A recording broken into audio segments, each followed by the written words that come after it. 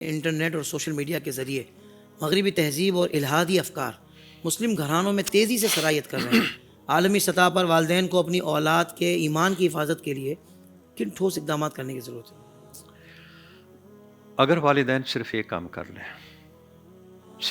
کر لیں تو میں سمجھتا ہوں کہ ہماری نئی نسل بچ سکتی ہے، اور وہ ہے اپنے بچوں کو انسانی زندگی کا جو سفر ہے اس کی مختلف منازل سے آگہی دے دی جائے۔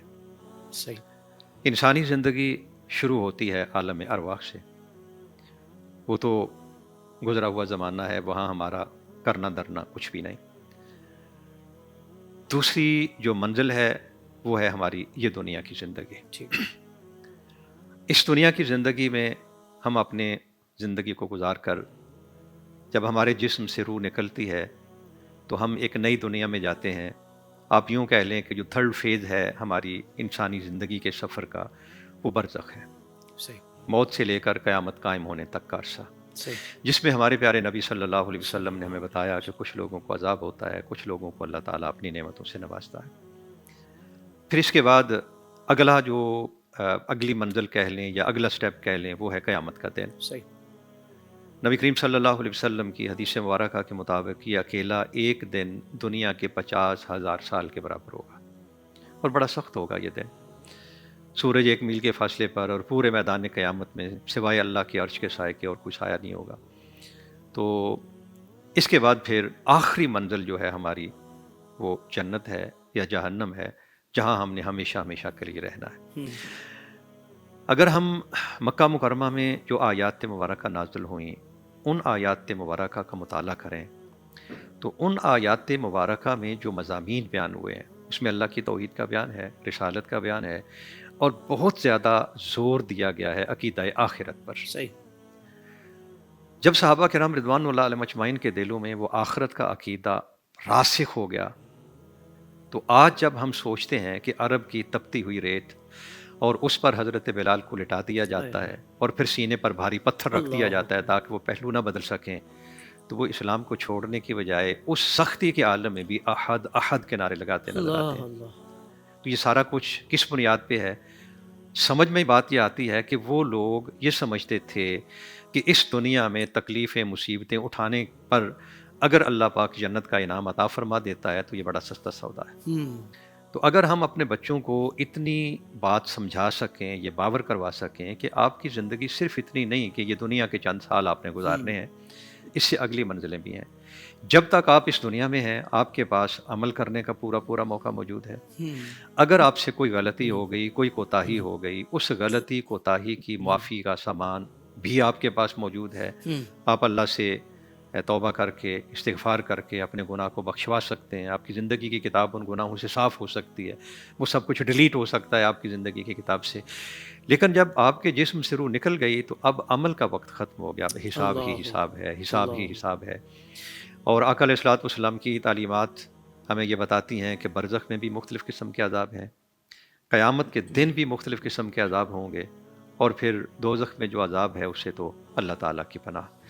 تو آخرت کی فکر اگر ہم اپنے بچوں کو دے سکیں تو میں سمجھتا ہوں کہ وہ اس دور کے اس فتنے سے اپنے آپ کو بچانے میں کامیاب ہو جائیں گے۔ اور اس کے ساتھ ظاہر سی بات ہے کہ اللہ پاک اور اس کے رسول صلی اللہ علیہ وسلم سے ایک نسبت، ایک تعلق، جتنا یہ تعلق مضبوط ہوگا اتنا انسان کے لیے اپنے ایمان کو بچانا آسان ہو جائے۔ صحیح۔ تو اس کا مطلب یہ ہوا شاہ صاحب کہ اب ظاہر بات ہے کہ پہلے تو والدین کو یہ شعور نہیں کہ بھائی اولاد کے لیے کرنا کیا ہے، تو آپ نے شعور عطا فرمایا نہیں، آپ نے جو گفتگو فرمائی ہے۔ اب جب یہ ذہن بن گیا ہے کہ بچوں کو فکر آخرت دے دی جائے تو ان کی دنیا و آخرت دونوں سنور جائے گی اور ان کے والدین کی بھی سنور جائے گی۔ اب اگلا سوچتے ہیں کہ اس کے لیے بہترین ریسورسز کیا ہوں، بہترین ذرائع کیا ہوں۔ تو 2-3 مین اگر آپ ارشاد فرما دیں تاکہ والدین کو ایک ڈائریکشن بھی مل جائے کہ اگر ہاں واقعتاً بچوں کو فکر آخرت دینی ہے، ان کو یہ تیاری کروانی ہے، ان کو اچھا انسان بنانا ہے، اچھا مسلمان یقیناً اچھا انسان ہوتا ہے، تو اس کے لیے کرنا کیا ہوگا؟ یعنی اب وہ پریکٹیکل ہونے جا رہے ہیں۔ دیکھیے اس میں ایک تو یہ ہے کہ اس وقت مارکیٹ میں بہت ساری کتابیں انگلش میں اردو میں اویلیبل ہیں جنہیں پڑھنے کے بعد ایک انسان کم از کم ایک پکچر اپنے ذہن میں بنا سکتا ہے کہ قبر میں جب انسان جاتا ہے تو وہاں کس کس طرح کی عذاب اللہ تعالیٰ نے رکھے ہیں، قیامت کے دن کس طرح کا نوعیت ہوگی، کس طرح کی سچویشن ہوگی، اس کا ایک نقشہ طالب بچے کو دے دیا جائے۔ اور پھر جنت کی نعمتوں کا ایک نقشہ بچے کے ذہن میں بٹھا دیا جائے اور دوزخ کے جو عذاب ہیں اس کے بارے میں بچے کو بتا دیا جائے. تو یہ ساری پکچر اگر بچے کے ذہن میں کلیئر ہے تو اس کا نتیجہ یہ نکلے گا کہ اگر بچہ بھٹکے گا بھی، رستے سے ہٹے گا بھی، تو کوئی نہ کوئی منزل ایسی آئے گی جہاں اس کا ذہن پھر اس کو واپس لے آئے گا. نہیں، یہ رستہ تو ہلاکت کی طرف جاتا ہے، یہ تو تباہی کی طرف جاتا ہے، مجھے اس رستے کی طرف نہیں جانا. ایک نصیحت جو عام طور پر میں جب بھی کبھی کوئی بچوں کا پروگرام ہوتا ہے، والدین آئے ہوئے ہوتے ہیں، تو میں ماؤں کی خدمت میں ایک چھوٹی سی گزارش کرتا ہوں. آپ صرف اتنا کریں کہ پیارے آقا صلی اللہ علیہ وسلم کی زندگی پاک کے 24 گھنٹوں کو سیکھ لیں. کیا کہنا آپ کے سونے کا انداز کیا تھا، سبحان اللہ، جاگنے کا انداز کیا تھا، کھانے کا انداز کیا تھا، پینے کا انداز کیا تھا، ملاقات کا انداز کیا تھا، روزمرہ زندگی میں جو جو کام ہم کرتے ہیں سنت طریقہ کیا ہے آقا علیہ کیا السلام. بات ہے. واہ واہ. آپ کا چھوٹا بچہ جب تھوڑا سا ہوش سنبھالنے لگے، اس کو بستر میں لٹانے سے پہلے اسے وضو کروا لیں اور اس بچے کو بتائیں یہ ہمارے پیارے آقا صلی اللہ علیہ وسلم کا طریقہ ہے. سبحان اللہ. بچے کو لٹاتے ہوئے اسے تلقین کریں کہ آپ دائیں طرف لیٹیں اور اپنا ہاتھ یوں رکھ لیں. ہمارے پیارے آقا صلی اللہ علیہ وسلم بستر میں یوں لیٹتے تھے. واہ. کھانے سے پہلے چھوٹے بچے کے ہاتھ دھلا لیں مائیں. ہمارے پیارے آقا صلی اللہ علیہ وسلم پہلے ہاتھ دھو لیتے تھے. جب بچہ کھانا کھا چکے پھر ہاتھ دھلا دیں. ہمارے پیارے آقا، یہ ہمارے پیارے آقا، ہمارے پیارے آقا، ہمارے پیارے آقا. یہ بار بار بار بار بچے کے کانوں میں یہ الفاظ جائیں. اور 24 گھنٹے کی روٹین اگر بچے کی وہ بن جائے جو ہمارے پیارے آقا صلی اللہ علیہ وسلم کی تھی، بچے کے ایمان کو بچانے کے لیے اتنی بات کافی ہے.